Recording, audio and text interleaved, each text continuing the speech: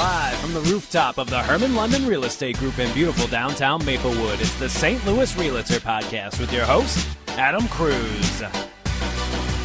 Welcome, Shannon, and welcome everybody to the podcast. I'm your host, Adam Kruse, with my co-host here, Shannon St. Pierre. Happy New Year. Happy New Year, everyone, and thank you for checking us out. We're actually trying kind of a new format here for the new year.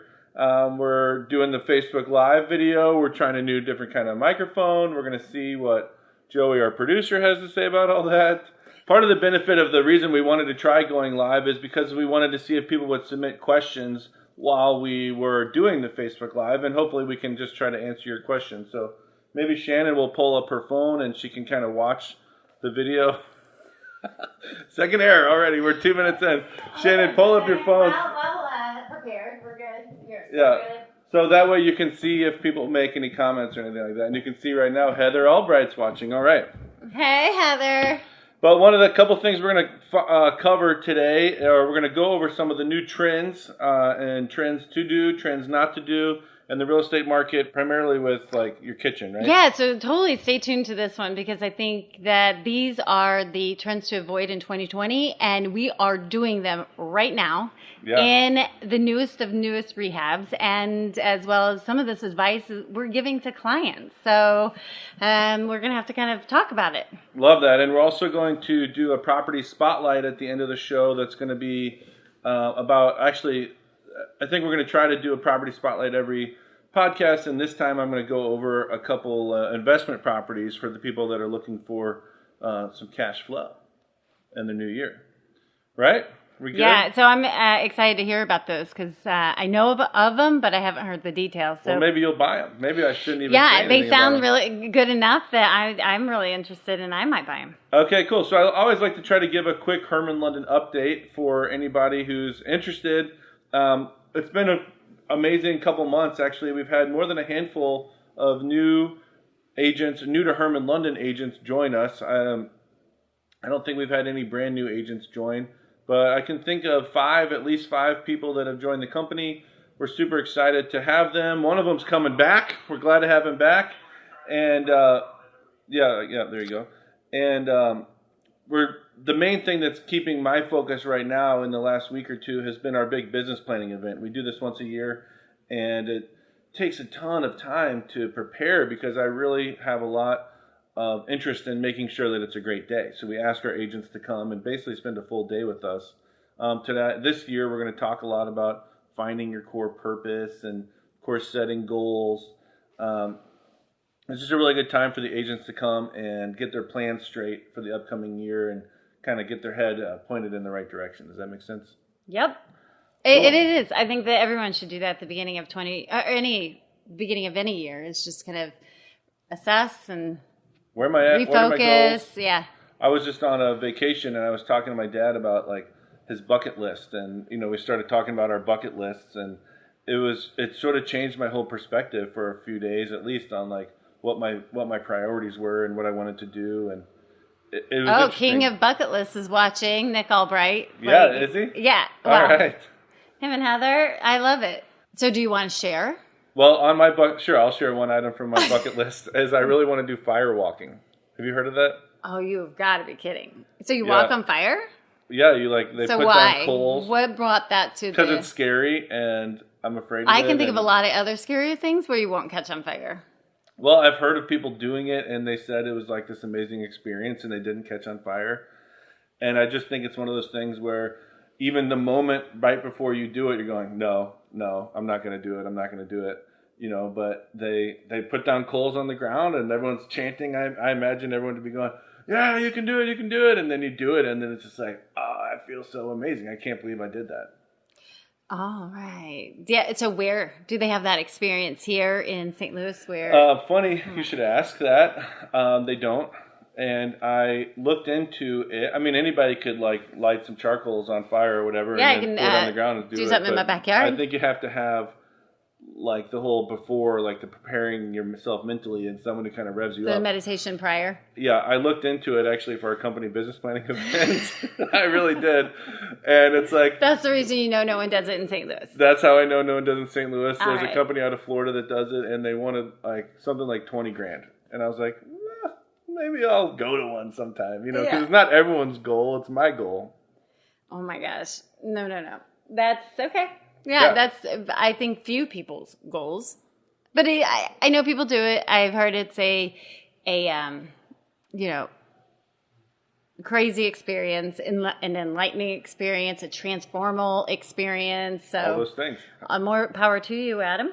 Yeah, do you have a bucket list, Adam, you'd like to share at this current time?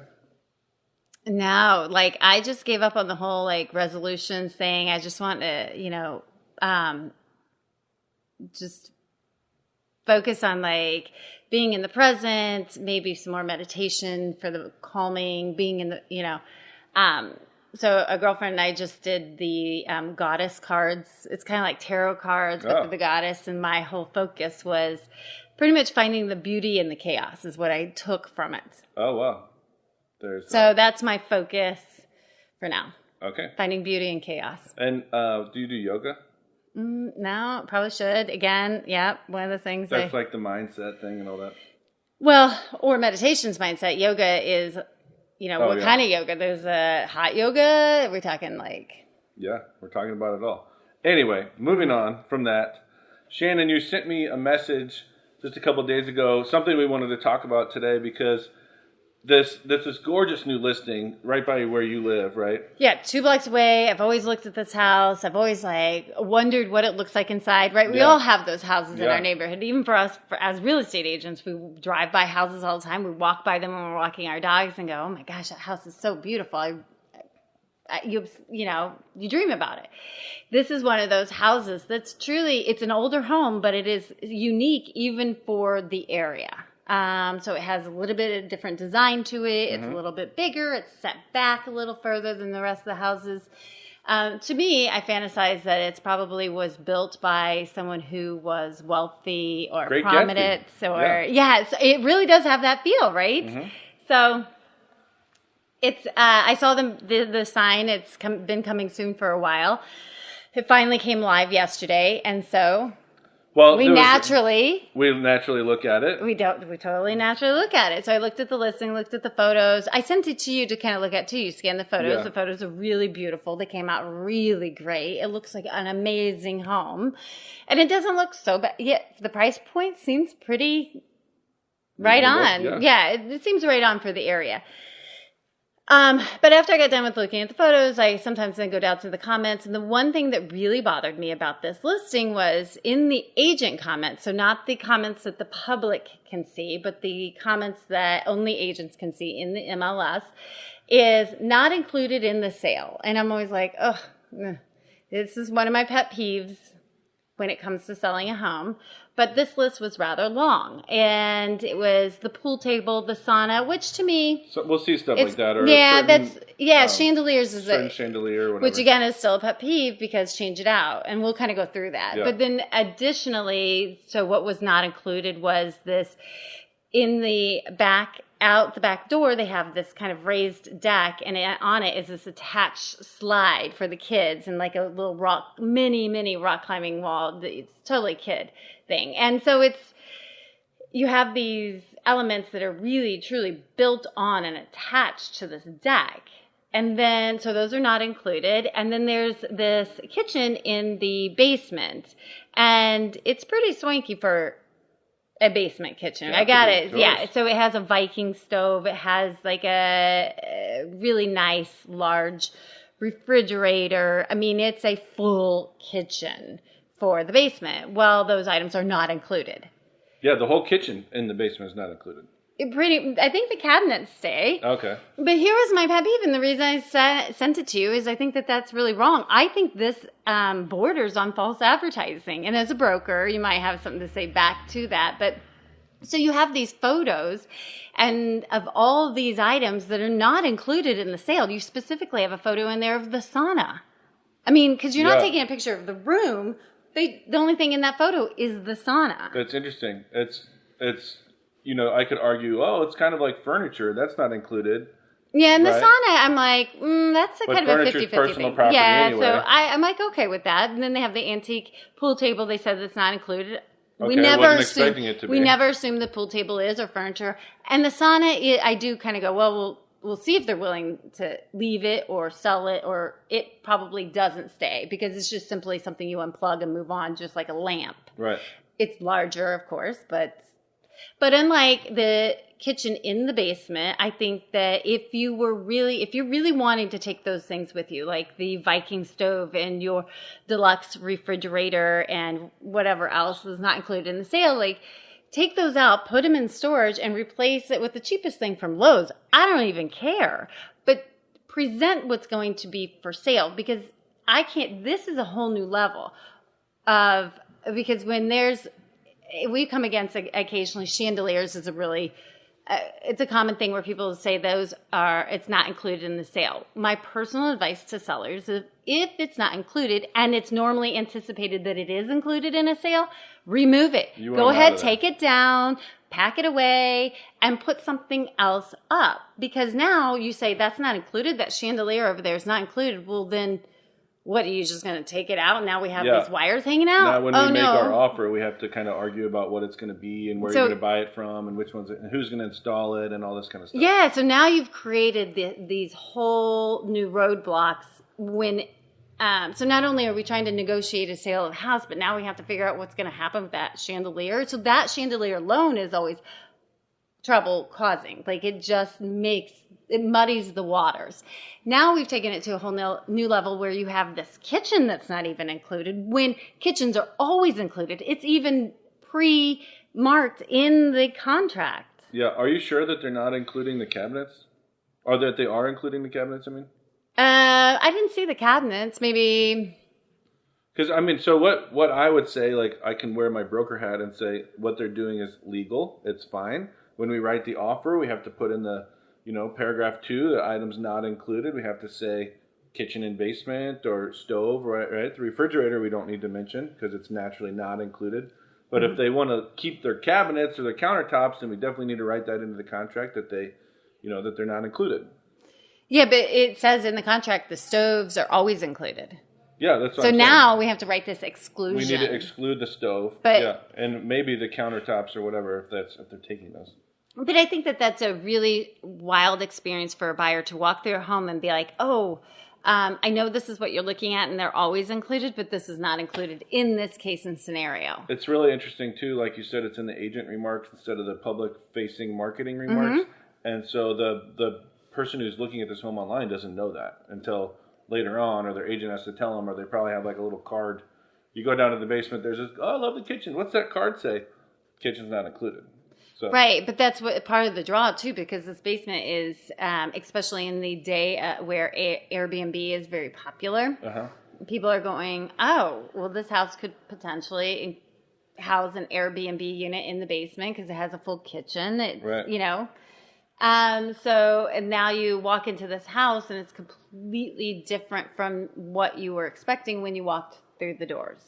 You want to say some more about it? No, so what would be your advice? Do you to sellers? Well, I agree with what you're saying on if you're planning on taking something like that with you, I love the idea of taking it out, because A, we don't want to discourage a buyer. B, there's the whole, I like to say we like to solve a problem before it happens. Mm-hmm. And so there is this whole debate. And I've had to get involved in it with I remember a time where there was a mirror in a bathroom. Yes. And the sellers wanted to take the mirror, and we're going, but there was a mirror. What mirror are you going to, it was bolted in. It's real property or whatever, or screwed in. So what mirror are you going to give us? We don't want a cheap mirror. So now I'm with this other agent going back and forth, sending links from mirrors on Target.com or whatever, sharing with our clients. I'm like, this could have been all avoided, to your point, if they would have just changed out the mirror in the first place. And said, here's what you get. Here's what you get. Yes. There's the mirror. That's what you get. I didn't even need to know that you had some other fancy mirror boxed away in your basement. Right. So, yes, if you don't want it to be included in the sale when it's normally included, please do us all a favor. Do yourself a favor. And it's really interesting in this case, why did they why is it not included? You got to kind of wonder. And if I give you full price, I can't have the kitchen? I can't have this stuff? Like, is it not even negotiable? It's way too many questions. How about it is negotiable? It is negotiable. Everything is, but do they say that? Mm-hmm. Not included, but negotiable. Negotiable. Okay. So is the furnace, right? So is the roof. It's not included. Speaking of that, I want to talk a little about home building because I'm dealing with a lot of us right now are dealing with people who are buying new construction homes. And just something came up for me where I want to encourage anyone listening who's going to use a realtor to build a home. When and where does the realtor get involved, and how long do they stay involved, right? Because the realtor wants to be involved from the very beginning when you go and walk to the builder's office for the first time, because the builder likes to know that first time that you have an agent. And so they want your agent to be there, or at least for you to register the agent. But then we get involved, we look at the home, we negotiate with this builder, ultimately we write the contract, and that's great. And the realtor often doesn't exactly know what to do from that point. Like, what purpose do I serve now, or what's my role now, other than just kind of keeping the deal together? Because what's going on behind the scenes is that the buyer is meeting with the builder, with their flooring people, their lighting people, their whatever people. And, the realtor's like, am I going to go to the flooring studio with them and stand there while they argue, about what's flooring to get? It's awkward. It's a waste of time. I'm not sure. So often the realtor doesn't get involved in helping to choose the light fixtures beyond that original meeting that you have with the builder, where you kind of choose all your, fixtures and finishes. Your fixtures and finishes and what upgrades you're going to have and all that kind of stuff. But and every home builder is different, so the process is always a little bit different. But what I'm wanting to say to you as you're watching this is that make sure that your realtor is involved, maybe not in the process of should I get the brown cabinets or the black cabinets, but I encourage you to have them review or communicate with you about anything before you sign it. Because that's what I'm dealing with now, is where my clients sign something and it wasn't written very clear, so my clients felt this is exactly what we were agreeing to, and the builder, their rep, thought, okay, this is exactly what we're agreeing to, but it's not the same thing. And so now we're having to debate, what did this document mean? What does this sentence mean? It left room for interpretation. And so a realtor, someone like us, can help you kind of figure out those details. And I like to sort of think of us as the devil's advocate in a lot of cases, where, as the broker especially, a lot of people are like, hey, this is what I want to say for, on our offer or on our contract or on our inspection negotiation. And I'm like, what does that mean? Because does that, what's the worst case scenario and how could someone interpret it? And it's nice to really write stuff in a way that there's no room for interpretation. Right. So I do think that going through that process is overwhelming for the buyers, because they're building a home or, they're having to make all these choices. It gets overwhelming. And I think they just kind of go, yeah, okay, and so they go down this path of thinking that that's what they meant, and that's not what the builder was proposing. Yeah. And it happens more often than I'd like to hear about. It can be intimidating. The builder knows the process, right? They've done this a million times. But the buyer doesn't always know exactly what the next steps are. And so you're just agreeing to a lot of things. And a lot of times it's, for my stair rails, I'm agreeing to the HC72s and not the HC71s. Okay, but so the contract says HC72s, but where does it say what that is? Is it the wooden spindles or the metal spindles, right? And there's just so many details that go into it. It's nice to have an extra eye there, and that's, I think, just, again, part of the value that the realtor can have is helping you understand what you're getting yourself into and what you're signing. Not to mention, having your realtor there to help you understand, like, is this worth the money based on, the third car garage costs X amount more. Should I do it? I don't know. We don't really need to park something there. But from the realtor's perspective, we might know the trends in that area and say, absolutely, that's going to way help you be able to sell the house. Yeah, and it's going to be cheaper for the builder to do it now versus you coming in behind, at the Totally. There's a lot of those after kind you're of done. things. Yeah. Well, there's a lot of stuff where it's cheaper for the builder to do it now, and then there's a lot of stuff that's like, tell the builder you want the base level that, because then you can have a handyman come in and replace it, for example. Correct. So it goes both ways. And I'll see that a lot, like where people won't do the deck, but they'll do the deck door, and then they put the board across it. So they're like, oh, I'll have the deck built after the fact, once we close on this home, and you go away, Mr. Builder, and I can get it done cheaper. Yeah, and then sometimes we'll come across that house 8 years later. And it's still there, by the way. There is one that I know of that's 10 years later. Okay, and literally. they still have like the board across the door. Yeah. Okay, so the spring market. Spring market. So it's winter though, right? Oh yeah, that's the point. It's the spring market, but it's currently winter. But is it still the fall market? Ooh, well. So what you're saying is the fall market is just going straight into the spring market, where we haven't had this low, which we tend to. So a lot of people say we tend to do. I always think December's so busy, and I've heard you say that. I always hear you say that too. So I don't know that I feel like a winter market's really slow, but I work a lot in the city too, and we don't go by school time frames or something that a lot of the other municipalities do. Well, I posted an article on my Facebook the other day, about how it's the spring market already, quote unquote, and that was your response is like, already? You mean still? Right, because it never really slowed down. It hasn't. And you think that it's kind of take like a winter break, the market? Nope, never does. What do we mean when we're saying this? It's this spring market. I think what I mean when I say that is that people are still listing properties every day. When you think even the weekend before Christmas. Yeah, when they used to kind of wait until the spring, right? The weekend after Super Bowl was the big time. Oh, that's right. But now we're listing properties the weekend before Christmas or whatever. A couple days, yes. And then properties are still getting multiple offers in this time too, right? Yes, a couple days before Christmas. I had that just this scenario this year. And it's very hectic, but it is. And then to add to that, a gift for the beginning of 2020, the interest rates dropped. The interest rates dropped again. Or whatever. They're like still. Well, I think they crept back up, and then now they dropped, and it was unexpected, I believe, from what I'm reading or understanding. It's unexpected, so I think it's all things good, right? The market's still good. I don't know. I'm sort of like scared, but yeah. So it's like good, but I'm like, is it too good to be true? I don't know. I don't know. That does remain to be seen. But so let's talk about some of the trends for 2020 to avoid as you are trying to prepare your house to sell, or you're just updating it. A couple things to keep in mind. Lay it on me. All right. So this came from 4 realtors across the country. So every region's going to be a little bit different and always vary. But the first trend, which I totally agree with, is out granite countertops. And I'm so excited about that. Granite countertops are out. They're out.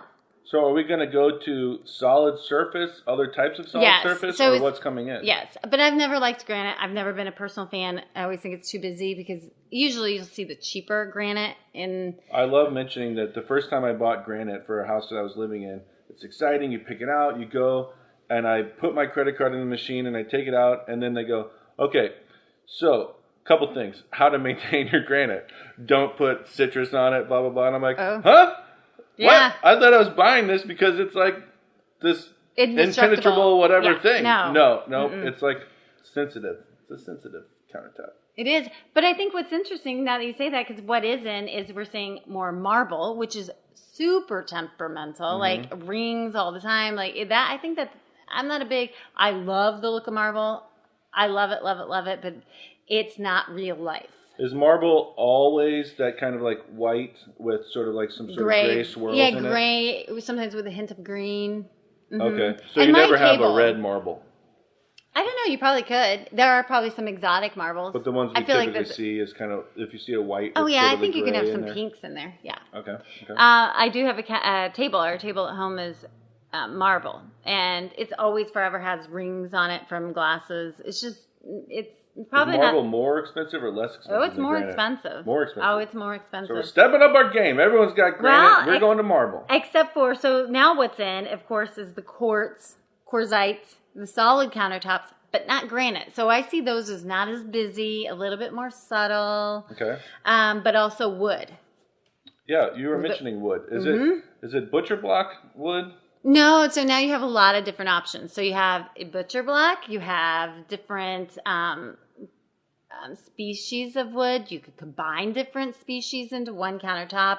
You could have different designs. You could have checkerboard. You could have zigzag, I saw. Okay. Or you can have the traditional, like, horizontal board, Why wood, though? I mean, wood is, like, penetrable, right? You can get germs. It can crack. It can... And so it is, I feel like, marble, high maintenance. So yeah, but so... you do have to oil it. Or you... I probably wouldn't buy marble either for that reason. Yeah. But why wood, right? We installed wood here in our little kitchenette at the office, and within weeks, it kind of had stains on it already. And right, whatever. So you have to, once a month.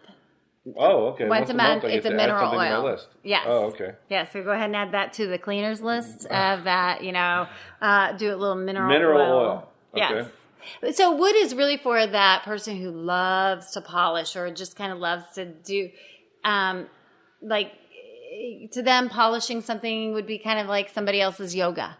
Okay, but so is my wood, my brown wood, right? We're not painting the wood. So my brown wood countertops now, are they going to be sitting on top of a brown cabinet? Well, we will go to that. All right. So you can stain them different colors. So everything from light to dark. Okay. So not necessarily just still brown. Probably brown shapes or brown colors. Yeah, of course. Palette. Wood stains are always in that. Brown to black. Okay, so number 2 out, which I feel like this is traditional wood grain cabinets. What do you mean when you say wood grain? Like where you can actually kind of see that it's wood? Well, so the first one that comes to mind is oak cabinets or... Those are out now. Okay. Are we in 1996 or what? No, oak cabinets are out now. Yeah, I thought this one was really interesting, and how this came up is because even one agent said, well, for me, that was never really in style, quote unquote.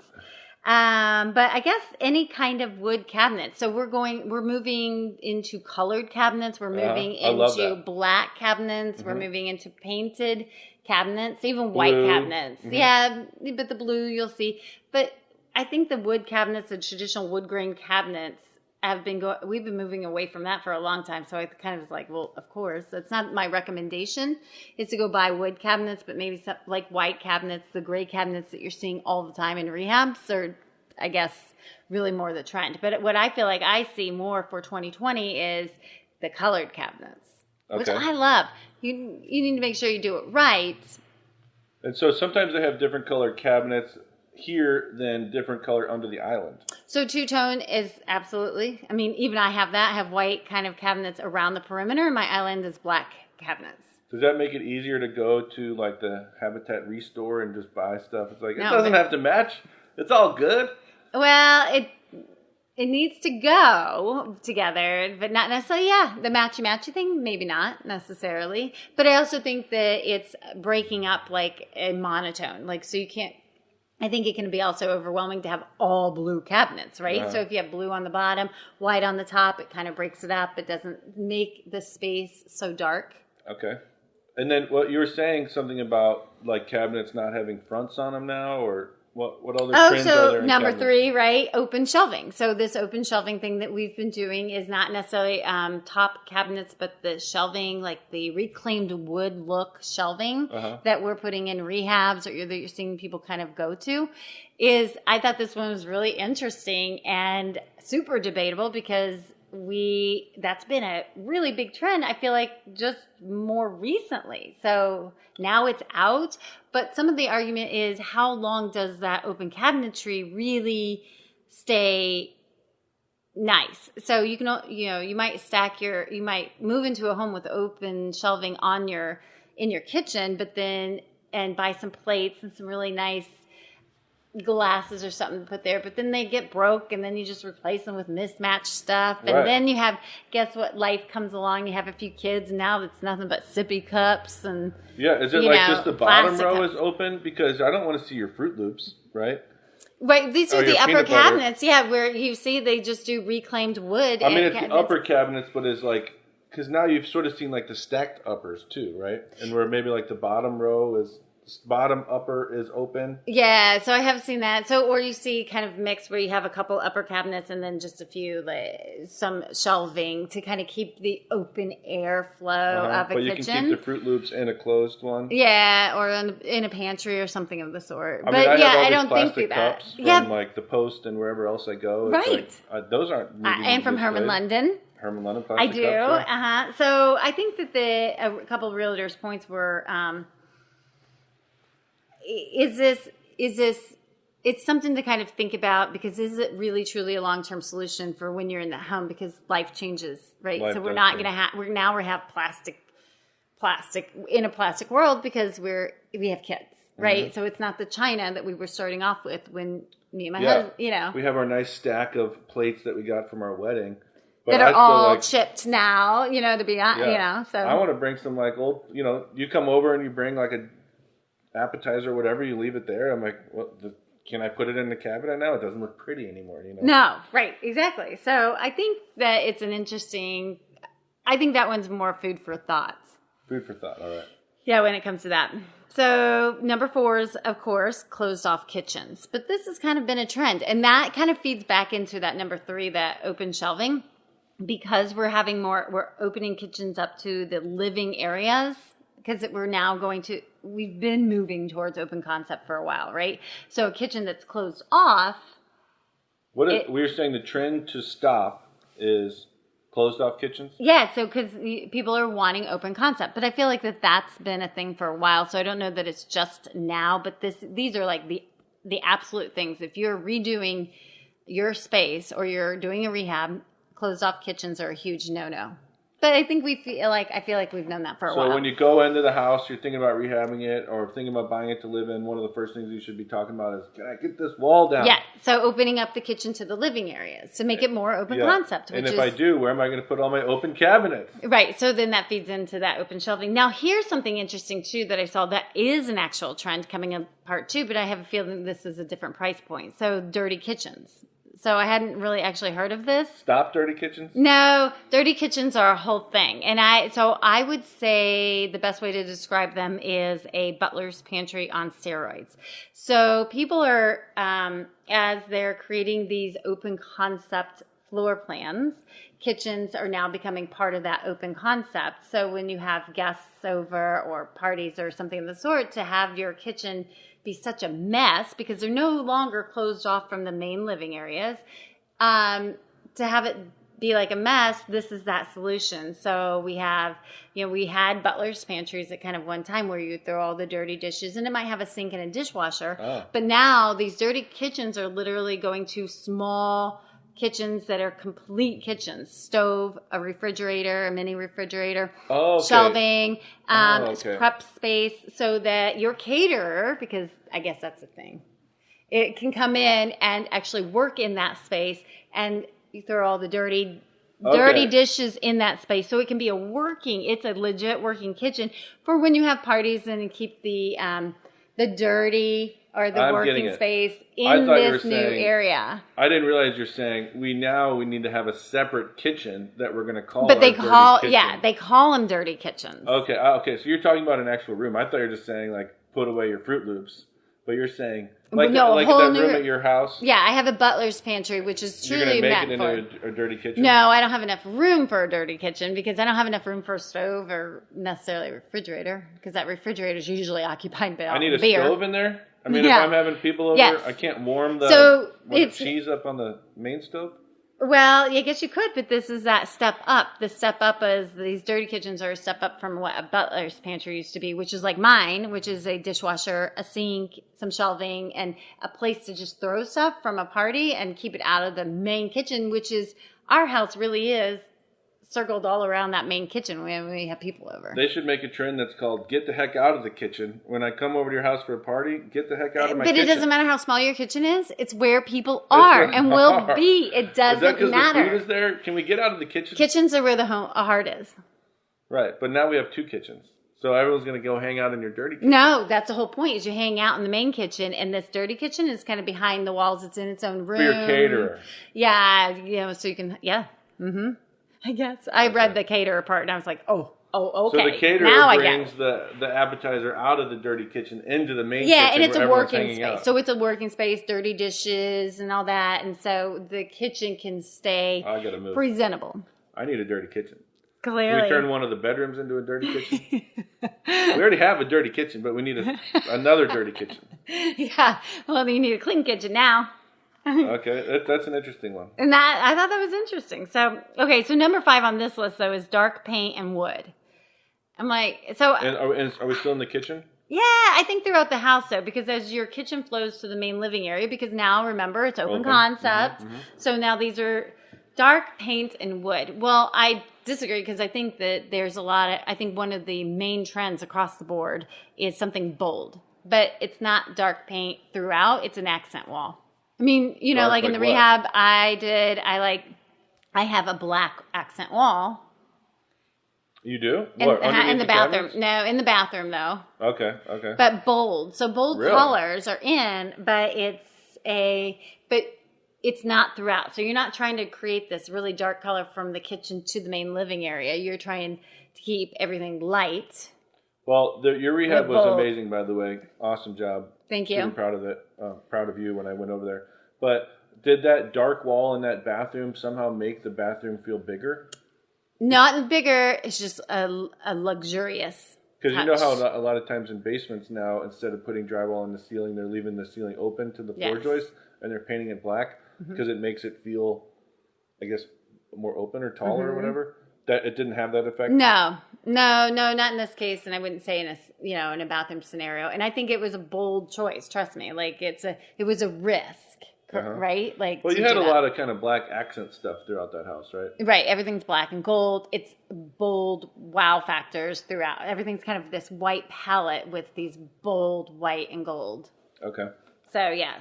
But dark paint, I think, and dark wood, although I still, I think that if you have too much dark wood, it makes the whole space feel dark. When they're talking about wood, are they talking about this whole, like, reclaimed wood, barn wood type of thing? Yeah. So I think you also have to play into your space, and you have to figure out what's going to make it feel smaller and what's going to make it feel bigger. But I do think light colors overall with that dark reclaimed wood accent is gorgeous. Speaking of colors, do you have any news there about just like general house colors? It was khaki. Now it's gray. I forget what the 2020 color is. It was one of those colors. I'm like, orange. I think it was in the orange family. I'm like, we're not going to... Brian, I'm not going to paint that kitchen orange anymore. One of my rental properties, he wants me to paint the orange kitchen. He wants me to get rid of the orange. We're in trend, baby. No. Get rid of it. Why is it orange? I guess a tenant painted it orange. What color are the cabinets? I don't remember. Probably oak. But I just was over there yesterday. I'd never been in that particular unit before. The kitchen's orange. He's like, you got to paint this thing white. Or a different color. Yeah, orange does not appeal to the masses. I think it's orange accents. Orange is in trend. Orange accents. So a lot of times it's accents, not that you want to put that on your wall. Okay. So it doesn't work. But you know what? A lot of people they'll paint rehabbers. You'll see a lot of brand new construction on the MLS and online and whatnot, and it's the whole house now is gray. It's like. Well, no, my whole house was white on white. Your house was white on white. Paper white walls with white trim, and it's. You're saying that's in trend or coming in trend now. It's kind of been in trend. It's like, and it's a hard one because, what's interesting is we've spent all this time trying to get away from white walls because it correlates to apartments. You always had white walls. Well, apartments don't really have that anymore. Now it's all gray or khaki or whatever. Mm-hmm. So this white bright with bold colored accents. Okay. So the black colored accents against that white is striking. So if I'm going to paint my kitchen today, based on your trends, you're saying white walls with some sort of bold accent, and that bold accent, does that always mean dark, or does bold mean like could be orange, risky? It could be orange. So so I think it depends on the space. I think that What my mom would want you to do is choose the rug and then paint. Do you paint and then choose the rug? I think she chooses the rug and then paints. But I think that might be risky because what happens when that rug gets dirty and the dog throws up on it too much, and you've got to just get rid of it. You don't. That doesn't happen. Or you buy You buy a couple extras and you keep it in your dirty rug closet because now you need an extra closet. So now we just have more stuff. I'd say go with what you want and then find the rug that will. The new trend is buy the house next door and stuff it full of your stuff. Oh, the rug is dirty. Just get rid of it. We'll just get a new one. Yeah, we have 3 of them in the house next door that we're hoarding. Okay, so number 6, DIY, backsplashes and cabinets. DIY? So you know how we don't like the oak cabinets, but they're saying don't paint them yourself either. Oh, we're getting rid of DIY. Yeah, do not do DIY backsplashes and cabinets. So 2 things kind of come to mind. So because I think it's really funny when we walk into a house and we see those oak cabinets that stick out like a sore thumb. Oh, you can paint them. Yep, we go, oh, you could totally paint them. Mm-hmm. But apparently the curved portion of the door just gives it away. And you can always tell when somebody paints a cabinet. So I wouldn't disagree with that. So now I'm rethinking my advice. And I guess if you don't paint it well, though, either, and it's a sloppy job, it doesn't look good. And it's not any more attractive than the oak cabinet. Okay. I'm kind of comparing this in my head to wood paneling. You know, I'll go into one house with a client and that has wood paneling. They go, hate it. I'm out of here. Wood paneling, not a chance. I'm leaving. Then we go to the next house and it has painted wood paneling. Yes. Like, I love it. It's a great house. That's fine. I'm like, that's wood paneling. Yep. You know? It is. And so, but when they paint it white, it's not so offensive. But from the same perspective, so why are we getting rid of people painting their oak cabinets? This is the one I would say I slightly disagree with. Okay. We would say, you know, if our you have opinion some is oak cabinets, you maybe still paint them. Their advice, the realtor's advice is, you know what, splurge for cabinets, like new cabinets. Now, that's not always easy to do. However, I will say you can go get some really nice white or gray cabinets that are made in America that are wood. Now, they're not soft close because they spent the money on the wood and the actual manufacturing of the product, and the product itself is good. Better, but you don't have the soft close that everybody's looking for. However, there is an aftermarket product you can buy on Amazon. It's a damper that you can install in the cabinet that makes them soft closed. Wow, and we have to have that. It's important to have the soft close too for this luxurious lifestyle that we're living. Yes, maybe not in the dirty kitchens. Okay, so what about this backsplashes thing? People have been putting up their own backsplashes? Yeah, so I think the one thing I cringe when I walk through Home Depot, and I don't know if you do this, or Lowe's, I mean, any home improvement, Menards, like, I'm not, is the whole peel and stick tile. The backsplash peel and stick tile. Well, is that, do you peel it, stick it, and then you have to grout it? Some are, some don't. Oh. You just peel and stick, and you hope you kind of line it up right. Ugh, I don't know. But they all are very thin. I just don't think they look good. I have to say, from my experience of walking through these houses with buyers, something like poorly installed backsplash really turns the buyer off. It does. They go, that's poorly installed. Everything else was probably done wrong. Oh, then they categorize, right? So everything's bad. Everything's bad. And so now we're walking through the house going, look at that light switch, it's tilted. See, right? Everything's bad. Look at that mirror, it's probably broken or something. Yeah, right. So something that as major as the kitchen and something poorly installed or not done well is going to affect the entire house, where if the kitchen's done well, it affects the entire house. Like even if you have a crooked light switch or the light is slightly cracked or something of the sort, so you're going to, that's forgiving. Yeah, so I would say that a backsplash can make a huge improvement on the look of the kitchen. Yes. Right? It can really modernize the kitchen. But we're both agreeing that it better be done well. Yes. Don't go, oh, Adam said a backsplash really helps, so I'm going to go stick it up, you know. Peel and stick, peel and stick. Don't do it. Please don't do it. Is there anything wrong with peel and stick if it's done right? I'm asking. I cringe. I don't know. know. I just can't imagine. So upgrade to the ones that you have to. I've never seen one that I like either, though. Okay. So get a good backsplash. Call Shannon to help you Go ahead and install that. Yeah, sure. Not to install it, just to help you choose. And then get it installed professionally.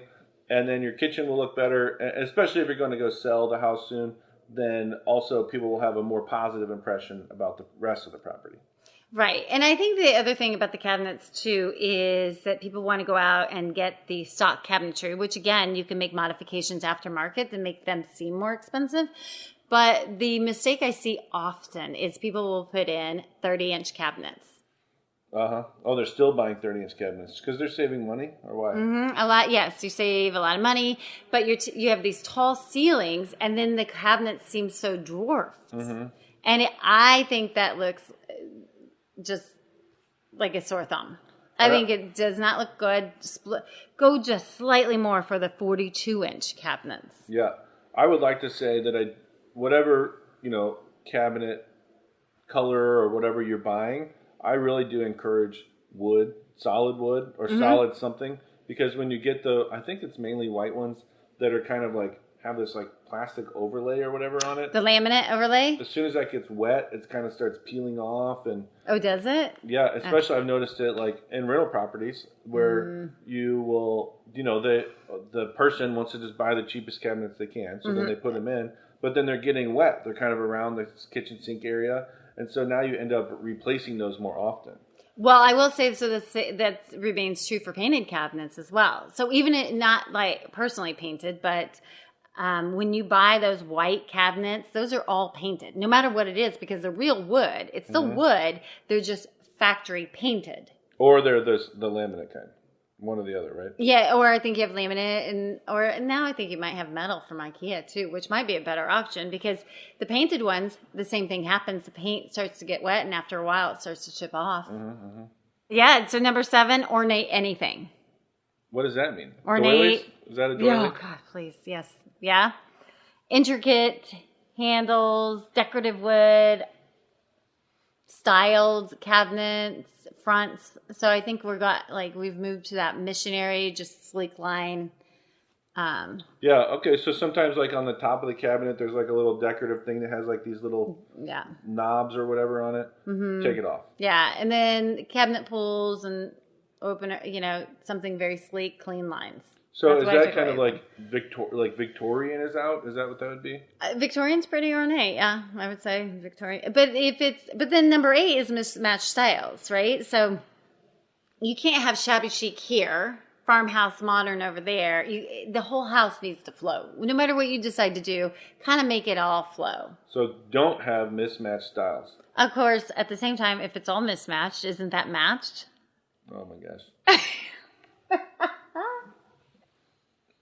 But basically, like, when you go to redo your kitchen, you should think about the style that the rest of the house is. Yes. There was a listing that we had in my neighborhood, and that house has always, always, always bothered me. I hated the front door. And I mean, like, it was mid-century modern. The house was, or just the front door No, was? the front door was, and yet the house is a 100-year-old city brick house. And that mid-century modern door bothered me so much. How did you know it was mid-century modern? Is it the shape of the windows? It's the shape of the windows within the door. It's just way too modern for the house. Okay. And it just set a wrong tone. It didn't match. So from the get-go, looking at the house, it didn't match.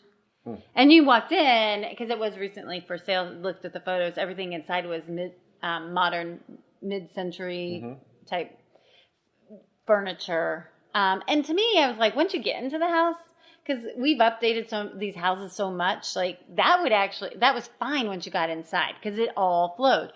But that door on the outside just wrong tone.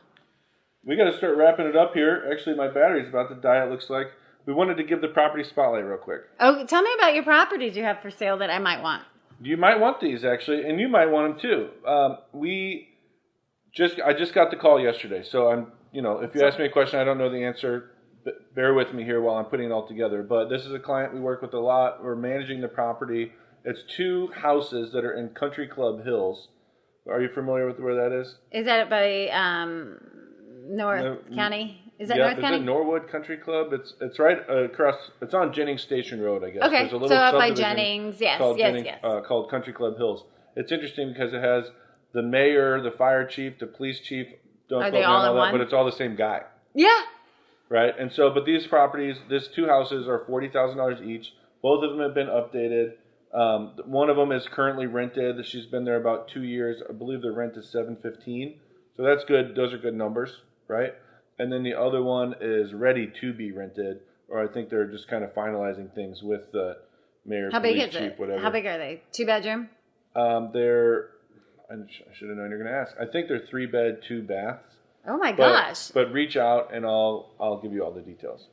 Wow. And the cool thing but is, even if they were the traditional 2 or 3 bedroom, 1 bath, ranch or they'll something. Rent really well. Yeah, so they'll still rent, and you're saying you're getting $700 and you're buying for $40? $715. Yeah, and I was doing the comps this morning, and I saw ones that have sold in there for the highest one was $58,000. Right, so 40's low. You can buy it, have equity, and cash flow, kind of the best of both worlds. Yikes, I might be interested. So for anybody listening or anybody watching, please, we'd love to hear your feedback, especially with this new format. We want to know how it went. Looks like we probably need to get our camera angle. Sorry about that. Here, Adam, lean this way. Okay. No, this way. Oh, no, this way. Is it this way? Are we better? We really appreciate it, and we'd love to hear from everybody. Let us know any future topics you want us to cover, and give us a call. I mean, give Shannon or I a call. So where can they find us? HermannLondon.com. HermannLondon.com. What's your phone number? 314-583-0070. Hermann London, your number?